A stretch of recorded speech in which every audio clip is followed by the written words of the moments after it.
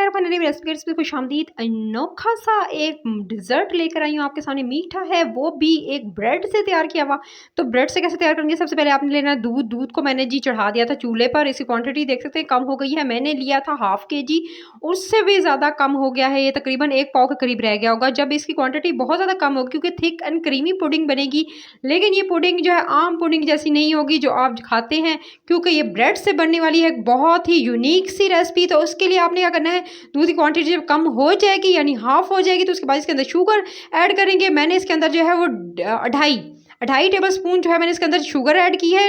Guys ये थोड़ा ज़्यादा इसके अंदर मीठा इसलिए जाएगा क्योंकि ब्रेड जो है वो मैंने फीकी ज़ाहिर बात है ली है, तो इस वजह से जो है आप इसके अंदर जो है, अगर आपकी ब्रेड मीठी है तो आपको चीनी क्वांटिटी जो है वो लेस कर सकते हैं। सो आपने इसको जो है अच्छे से जो है वो इसको पकाना है। चीनी घुलने का इंतज़ार करना है जब तक आपकी अच्छे से चीनी घुल नहीं जाती। उसके बाद आप इसके अंदर थोड़े से ज़ाफ़रान जो है वो ऐड कर दीजिएगा। ज़ाफ़रान जो है वो तकरीबन 3 से 4 जो है इसके अंदर जो है इस तरह से जो आप जो है कह सकते हैं स्ट्रैंड्स जो है वो ऐड कर दीजिएगा। और उसके बाद इसको जी अच्छे से आपने पकाना है।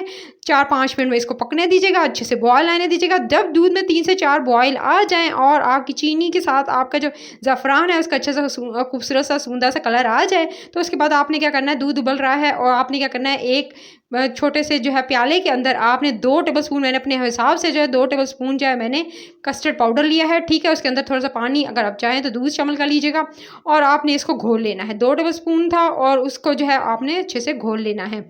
चाहे कोई सा फ्लेवर ले लीजिएगा, मैंने मैंगो वाला लिया है गाइस। तो आप जो है वो कोई सा भी अपने हिसाब से और अपनी पसंद से ऐड कर सकते हैं। इसको अच्छे से घोल लेना है। दूध जो है देख सकते हैं आपके सामने, मैंने आपको दिखाया कि आप किस तरह से वो अच्छे से उबल रहा था।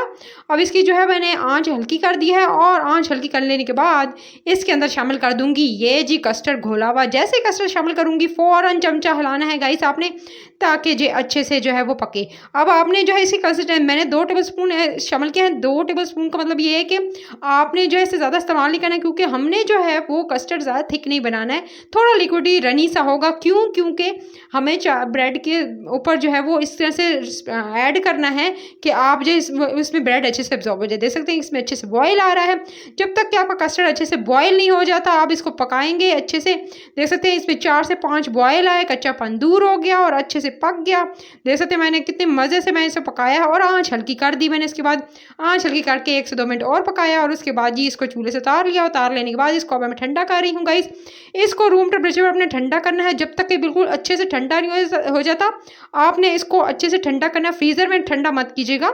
जब ये अच्छे से ठंडा हो जाएगा इसका वेट करेंगे। मीनवाइल आपने क्या करना है, आपने ले लेनी है फ्रेश क्रीम। फ्रेश क्रीम ले लीजिएगा, आप पैकेट वाली भी ले सकते हैं, घर की मलाई भी ले सकते हैं। तो आपने जी 2 टेबल स्पून भरकर इस तरह से फ्रेश क्रीम लेनी है। उसके साथ आपने पिसी हुई चीनी जो है वो ऐड करनी है। पिसी हुई चीनी की क्वांटिटी मैं आपके साथ शेयर कर देती हूँ कितनी ऐड करनी है आपने इसके अंदर 2 टेबल स्पून भरकर जो है, यानी आप इसका मेरे स्पून के हिसाब से आप देखा करें, अपना स्पून देख ले करें। अगर आप छोटा यूज़ कर रहे हैं तो कितना आप डालेंगे, तो अपने हिसाब से मेजर कर लिया करें।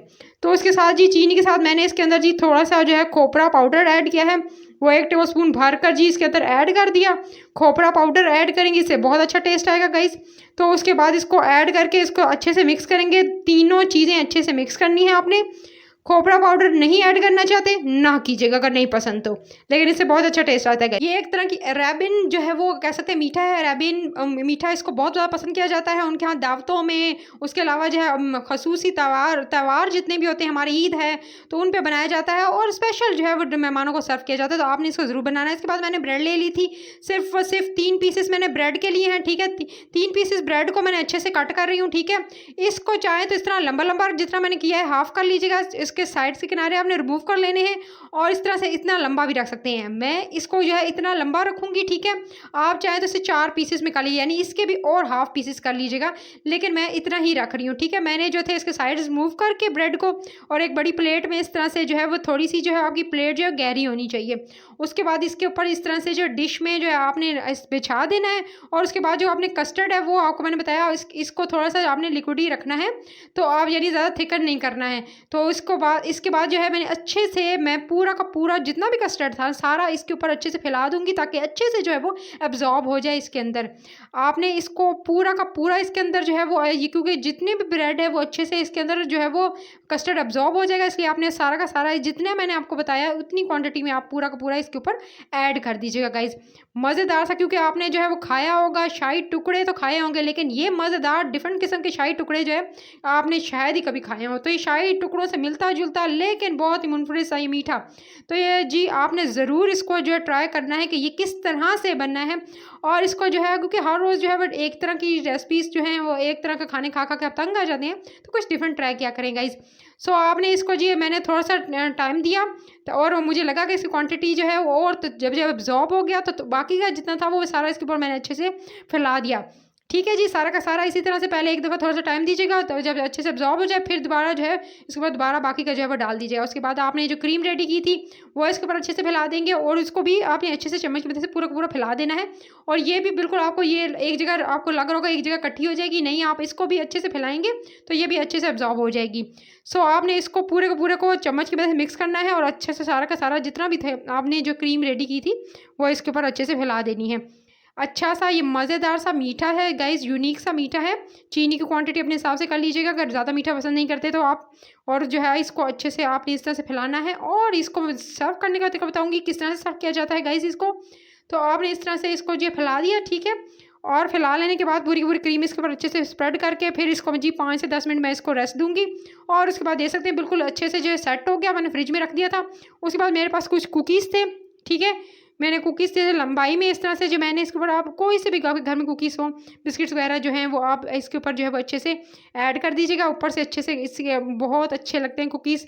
तो आप जो है फिर थोड़े से जो कुकीज़ थे उनका मैंने चूरा कर लिया था, वो चूरा किए हुए बिस्किट्स जो थे वो भी इसके ऊपर जो इस तरह साइड्स पे, ताकि थोड़ी सी डिज़ाइनिंग करने के लिए इसके साइड्स जो डिज़ाइनिंग के लिए मैंने ऐड कर दिए। चाहे तो इसके ऊपर थोड़ा सा जो है वो आप पिस्ता बादाम भी स्प्रिंकल कर सकते हैं, खोबरा पाउडर स्प्रिंकल कर सकते हैं। तो मेरे मज़ेदार ये मीठा तैयार है। रेसिपी का चैनल को सब्सक्राइब करना भूलना नहीं है आपने, बेल आइकन को प्रेस करना ताकि जो भी रोज़ नई वीडियो आती है उसकी नोटिफिकेशन आपको जल्दी से मिल सके। और चैनल को सब्सक्राइब करना मत भूलिएगा। अपना बहुत सारा ख्याल रखिएगा। टिल देन नेक्स्ट वीडियो, अल्लाह नेगेबान।